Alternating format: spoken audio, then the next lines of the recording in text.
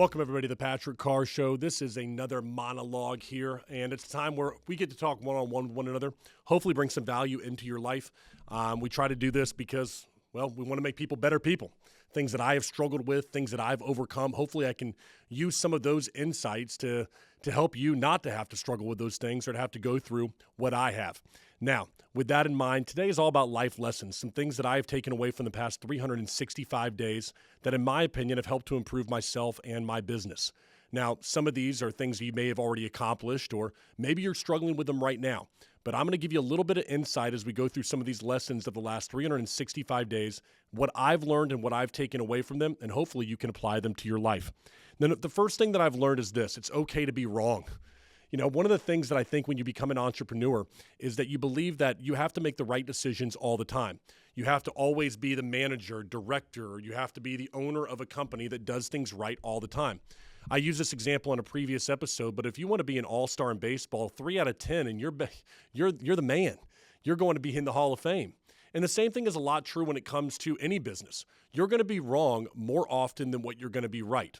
The difference between a guy doing, let's say, 2 to 5 million and someone doing 5 to 10 and then above is the decisions that you make where you're wrong, they're going to cost you more. And that's why it becomes so much more difficult to level up as you go, because there's greater risk. Now, there's greater reward, but there also is greater failure. And so I think a lot of individuals, they become satisfied with where they're at because they're unwilling to be wrong at a higher level. Maybe that's you right now. Maybe you've said that you're going to plateau your company because, well, you say you want more time with your kids. But the real reason is because you're afraid to step up to the next level. You're afraid to step up and be wrong at that level. And if that's the case, then it's time to look internally at yourself. And that's what I would challenge you to do. I had to do that myself this past year. I had to look at myself and say, why am I not leveling up this company? Why am I going through the motions?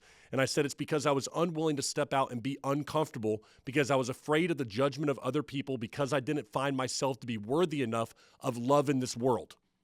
Now let that sit in for a little bit.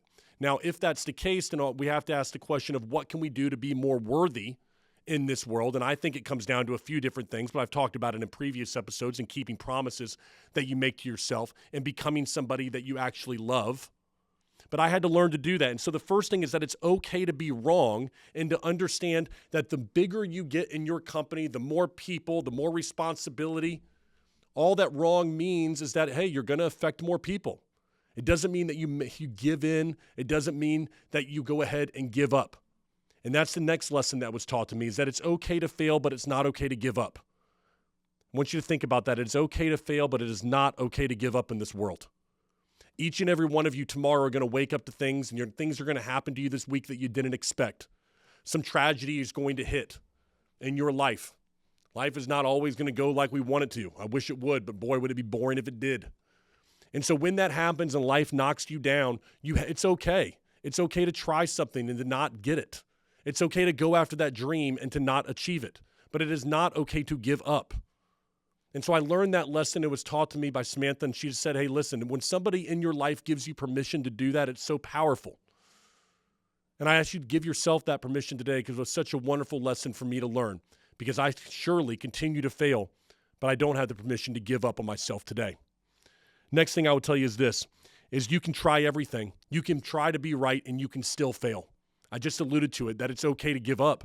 But let me tell you, it is such a eye-opening experience to think that you may go through all the motions, you may make all the calls, you may make all the right decisions, but because of life circumstances, you can still fail. But it doesn't mean that you don't pursue that thing that is worth pursuing. It doesn't mean that you don't pursue your dream, because I'm here to tell you it's not the dream of achieving it, it's the person that you have to become along the way that is actually meaningful. I've said in a previous episode that you talk about these people that have the Lambos and they have all of this stuff, and you ask them and say, does that mean a lot to you? And of course it's nice. But I promise you, the people that have had to work for it, it's the person that they had to become to achieve those things that has real value in their life, because that person is able to give them the things that their family wants. That person is where the value is. That person can go out and achieve all of those things. It's like if we started today and we said everybody starts with $0 in their bank account. We had a computer crash, and now everybody starts with zero tomorrow. How long do you think it would take for the same people to garner more wealth than everybody else, even if we started from the same zero start line tomorrow? It wouldn't take very long. Why is that?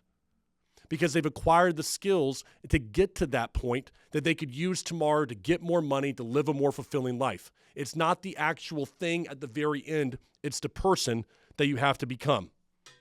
And if you're trying to become that person, the next lesson I learned is to surround yourself with people that actually give a crap about you. And in the course of doing so, to be very careful who you share good and bad news with. I have struggled with this and still do. And I'm very open about it. I share too much of my life at times with people that don't have my best interest at heart. Whether that be good news that I share with someone about a great thing that we have in this company, or it be bad news that I share over dinner with people in the moment, maybe after a few drinks, I think have my best interest at heart. Be very careful who you do. Most people don't want the best for you. Most people want the best for themselves. So guard your good news and guard your bad news appropriately.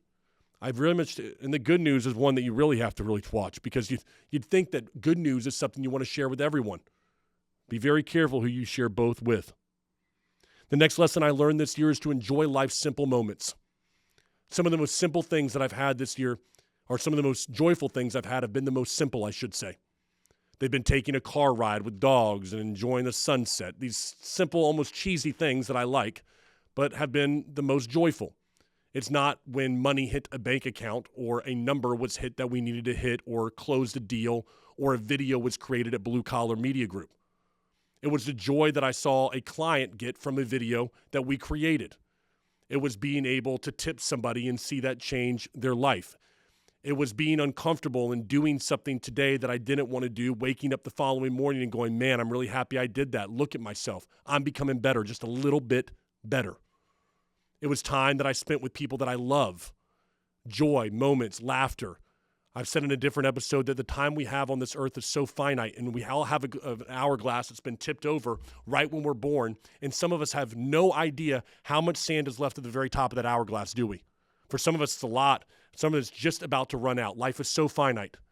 And so this year has been something to where I've been able to enjoy these finite moments that are gone just so quickly, but then they are the ones that have been the most meaningful. I really believe that in life, you're not going to remember those deals that you closed. It's going to remember why you closed them. Who did you close those for? Was it for yourself?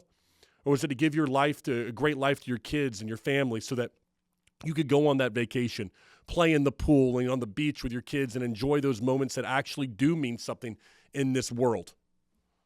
See, those finite moments, those little moments in life, those are the ones that make it all worth it. And I've been trying to sit there and enjoy those moments. There have been a number of times where I've sat there and I've said, I'm just going to take this moment in. When's the last time you did that? You want to talk about a lesson? When's the last time you just let a moment sit there and you said, damn, I'm just going to enjoy this moment for what it is? You're with somebody that you love, or maybe you're on a car ride, you're listening to a song, and you just got a chance to just feel that moment. That's something worth pursuing right there. The next lesson I learned is about love.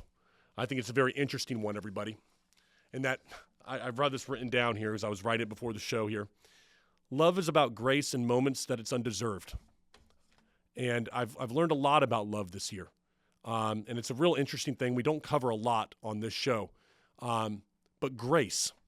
I think there's this meme, and you think about somebody who's been married for 80 years or whatever it is. Let's just say it's 80 years. Some people that are old, they've been married. Think how many times those people had to forgive one another. Think how many times, if you're a business partner and you've been together in a business for 30 years, how many times y'all had to forget something the other person said. When you're in a relationship with somebody, when you're in love or when you care about another person, you've got to be willing to show grace to that person. Grace in moments where it may not be deserved. Because what you hope for is that when you make mistakes and you do things, they show you grace that you don't deserve. Because I'll tell you, we should all be willing to put our own house in order before we start throwing those rocks. And when you're in a relationship, I assure you, you'll find out your house is not in order many times. A couple more lessons I'll go over here with you because they've been great ones that I've been taking away this past year, and hopefully you find some value in these as well. No one's going to believe in you until you believe in yourself. If you're out there and you want to go start a company and you're even telling your friends you're going to go do it, if you're telling people that you're going to go 10x your company, you're going to 10x your life and whatever it is, No one's going to believe you until you start to take action. No one's going to believe in you until you believe in you and you start taking steps to make it happen. No one cares what you put on your Instagram on January the 1st. What they want to see, and if you want people to start believing in you, is they want to see your actions. What are you doing on a Friday and Saturday night? Where are you spending your time and who are you spending it with? What are you doing on a Tuesday at 5 o'clock? Are you getting off work so you can go to happy hour, or are you putting in the time? You said you want to lose 100 pounds. No one's going to believe in you until you start believing in yourself and putting the work in the gym, eating the right things. You want people to hold you accountable. You want people to believe in you. Then start believing in yourself and doing the things in your life that are going to cause people to do so.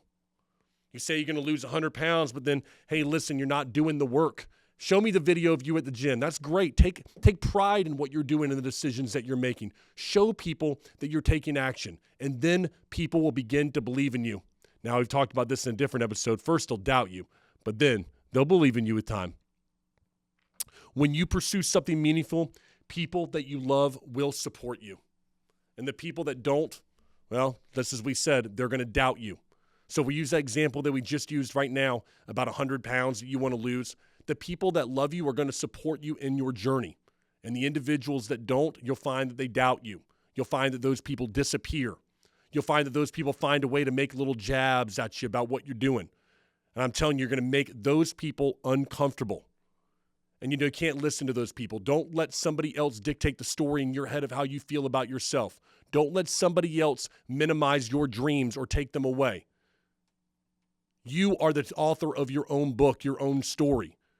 And so I tell you that you're going to find that the people that love you, they're going to support you. And the people that don't, they'll find a way to try to bring you down. And then you can find a way to remove those individuals from your life.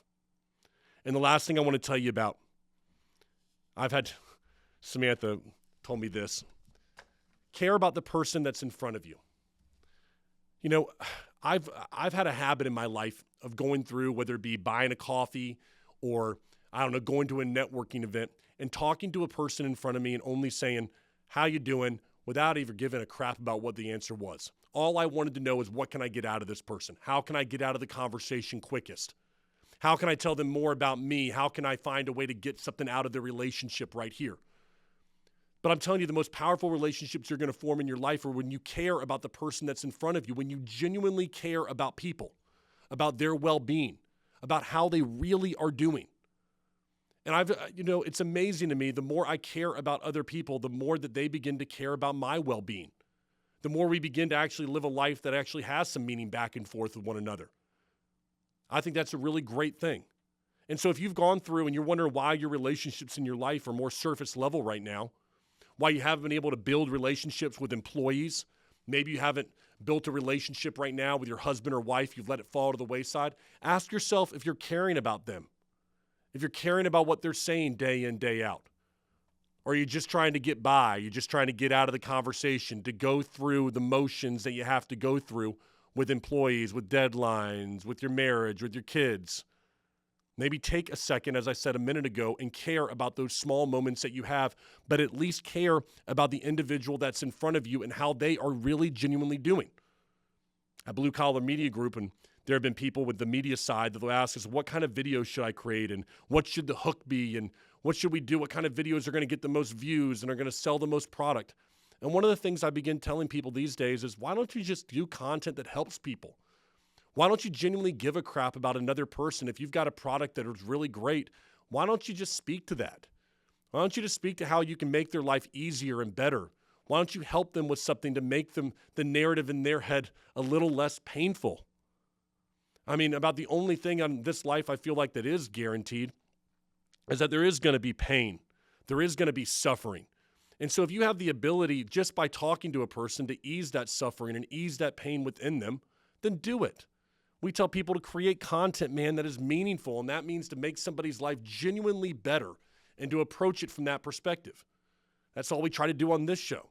Hopefully, we can take something, just one or two sentences that somebody can take in their day and makes it a little bit better of a life.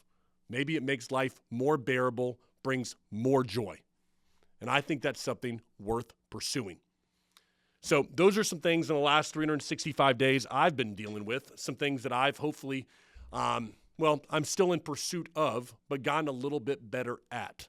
And I think that that's what we're always trying to do around here. We're just trying to get a little bit better for ourselves and for the people around us.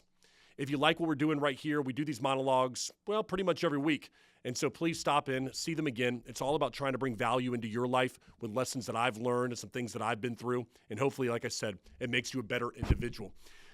If you do like it, make sure you subscribe, hit the like button, of course. And if you like a certain part of this episode, drop a comment and let us know what you like or what you didn't. We appreciate it either way. Stopping by. We'll look forward to seeing you on the next episode of The Patrick Carr Show. See y'all later.